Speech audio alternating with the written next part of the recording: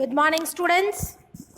Welcome to part 2 of our chapter number 11, Force and Pressure. The homework was to read topic 11.1, Force, a pull or a push, and to perform an activity 11.1. So we shall go through it. Actions like picking, opening, shutting, kicking, lifting, these are all oftenly used to describe certain tasks. So each of these actions usually results in some kind of change in the state of the motion of an object. Right? As you perform any of this activity, any of this task, it is said that you have changed the motion of that object. It can be replaced with one or more terms also. Let us see an activity to understand it more properly. Activity 11.1. Some situations are given and you have to classify them in the action like pushing, pulling, picking, lifting, hitting, anything like it is given.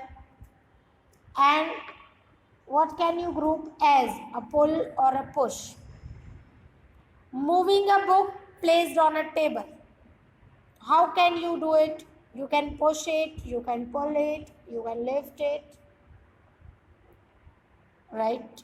So for pulling also it is yes, for pushing also it is yes. You can do anything with that book. Second, it is opening or shutting a door. Think and tell me what will come.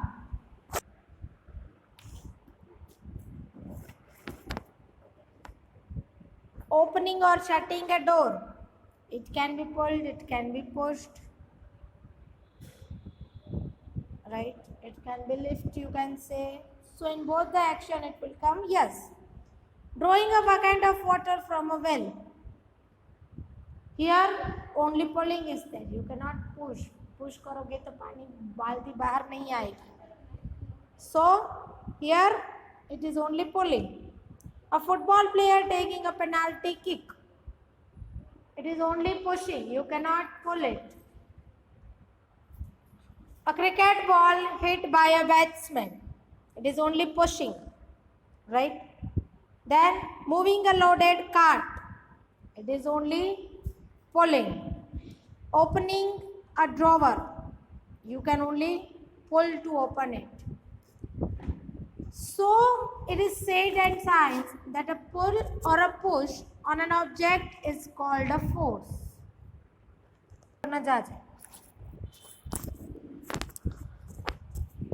So in that you can say that either you push or pull or both with an object, then it is said that you have applied force. So definition of force, it is a push or pull on an object is called force. Here it is. A push or a pull on an object is called force. So when you change the state of motion of an object, it is said that you have applied force. Forces are due to interaction. Forces are due to interaction. You can see different pictures given.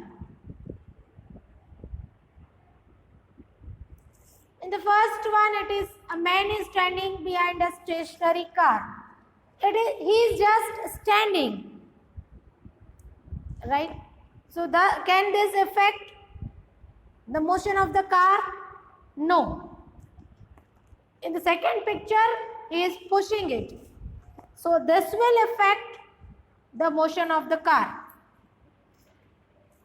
Then 11.3a. Who is pushing whom? Both the girls are fighting. So can you say who is pushing whom? Here you cannot decide. Both are pushing and both are pulling. Same thing with 11.3b and c. Right? In the 11.3c picture, a man is trying to pull a cow, but the cow is applying opposite force and the man is pulled by him. So, what can you say in these cases? From these examples, we can infer that, we can say that